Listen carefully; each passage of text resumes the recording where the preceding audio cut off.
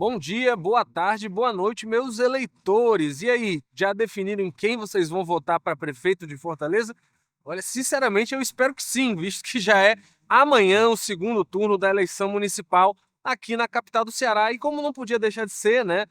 Não poderia ser outro assunto que a gente vai trazer hoje aqui no nosso Pra Começo de Conversa, mais uma vez com o especial eleições, talvez o episódio especial de eleições aqui desse ano. Amanhã tem eleição, todo mundo às urnas. Vamos fazer aí valer a nossa democracia e vamos lá trazer um pouco aqui as participações de você, assinante O Povo Mais, no nosso conteúdo.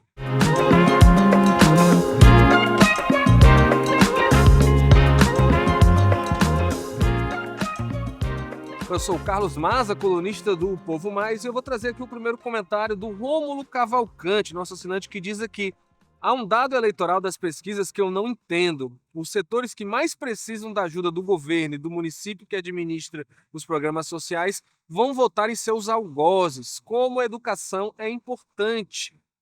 Olha, Romulo, esse dado aí eu acho que é até tranquilo de entender. Tem outros aqui que deixam a gente um pouco mais em dúvida quando a gente vai olhar o resultado da pesquisa. Tem muita gente, por incrível que pareça, que só atribui, por exemplo, características negativas ao André Fernandes, mas diz que vai votar nele e vice-versa ali com o Evandro Leitão também. Então, às vezes a cabeça do eleitor funciona de uma maneira um pouco mais complexa, há outros fatores em jogo aí, porque às vezes a gente pode só falar. Mas brincadeiras à parte, tem até a questão de que você pode achar isso, é uma opinião legítima.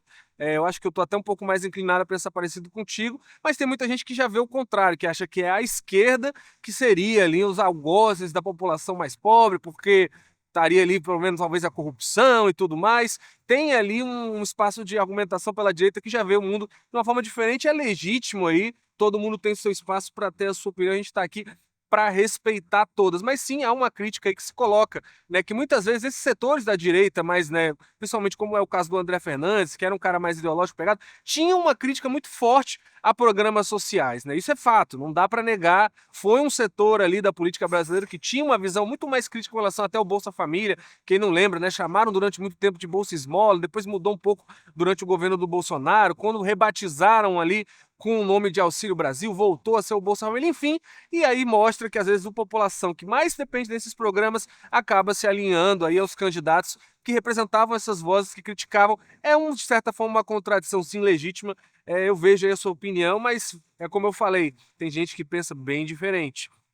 Vou trazer agora aqui o comentário do Chico Braulio. Ele questiona aqui: Dona Regina, sem ironias, mas sinceramente não sabia que Ciro Gomes era fugitivo em 2018.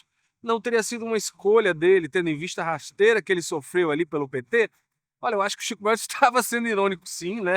Apesar da fala dele, tem uma dupla ironia aí do nosso assinante. Ele comenta uma coluna, né, da Regina Ribeiro, uma jornalista aqui do Povo, que ela falava sobre essa questão ali, falava um pouco da posição política, das emoções que tem orientado aí as posições dos políticos no segundo turno em Fortaleza. Ela falava especificamente do ex-prefeito Roberto Cláudio, né?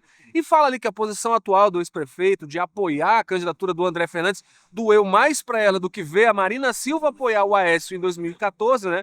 Parecendo que hoje é ministra do Lula, diga-se de passagem, e que o Ciro se refugiar em Paris em 2018, né? Ela está falando aquela polêmica posição do Ciro em 2018, que o Ciro não declara apoio ao Fernando Haddad no segundo turno, né? Fica meio que neutro ali, mesmo sabendo que tinha uma probabilidade grande da vitória do Jair Bolsonaro, em que, em tese, o Ciro fazia uma oposição forte na época.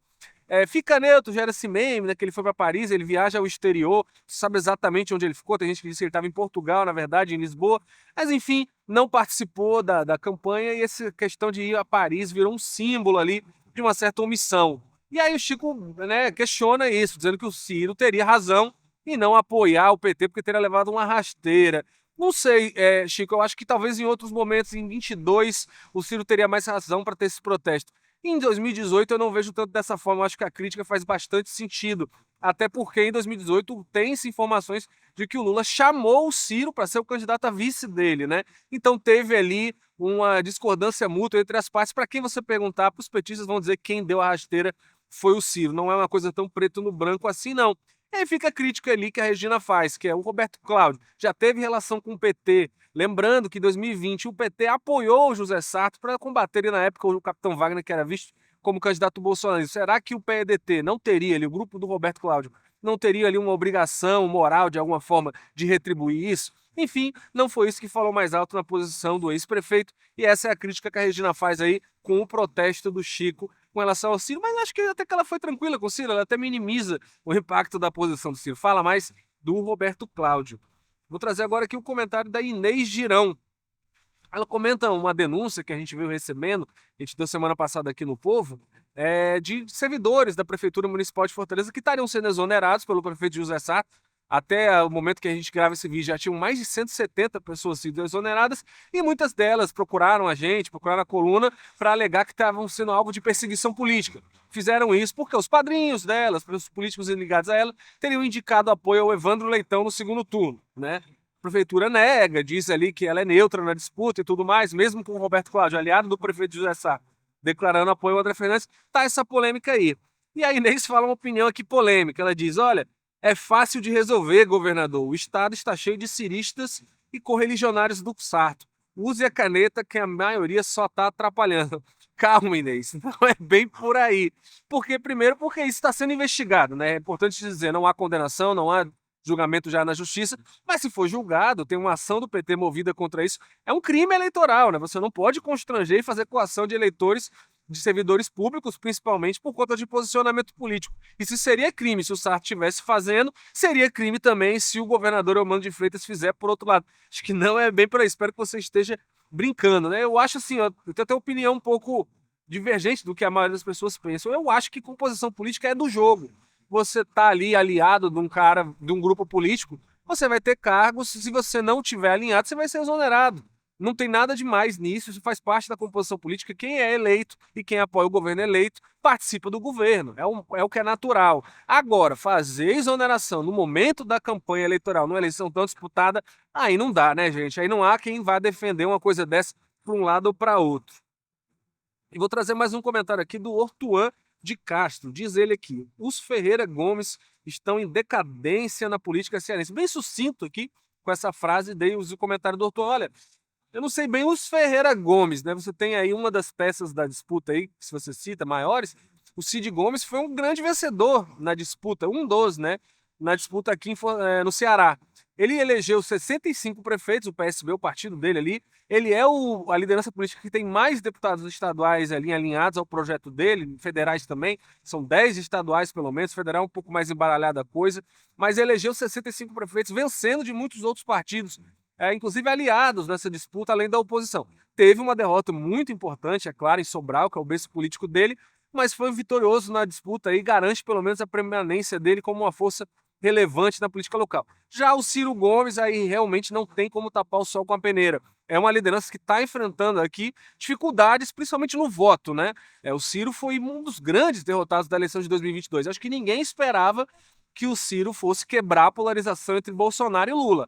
Agora, ele não ficou nem em terceiro lugar, ele ficou em quarto, ele ficou atrás da Simone Tebet, que nem o partido dela, o MDB, queria lançar ela direito, e ela acabou na frente dele, ele acabou ficando em terceiro no Ceará e em Sobral, que é a terra deles lá. E ele nunca tinha perdido em todas as outras candidaturas dele, ele nunca tinha perdido no Ceará.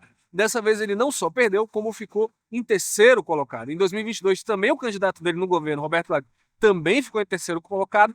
E agora, na eleição de 2024, o candidato dele, o prefeito José Sarto, foi derrotado aqui em Fortaleza. Então, momento bastante complicado aí para o Ciro Gomes. Claro que conseguiu ali participar de algumas eleições vitoriosas ali como coadjuvante aqui no Ceará, como do Gleidson Bezerra lá em Juazeiro do Norte, o Roberto Filho em Iguatu, e outras vitórias ali do Osíris Pontes em Massapê.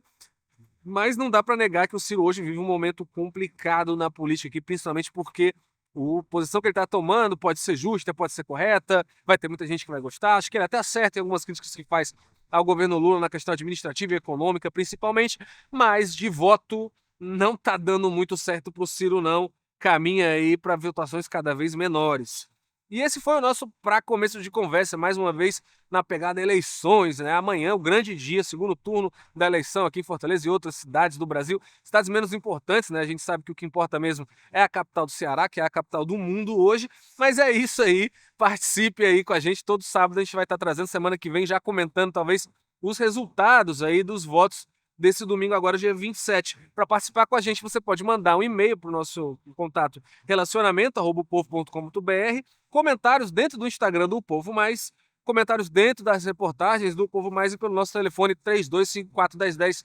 Todo sábado a gente está aqui trazendo seu comentário, crítica, sugestão, enfim, esse espaço aqui para a gente aproximar você, assinante do Povo Mais, da nossa produção. E é isso, até o próximo sábado.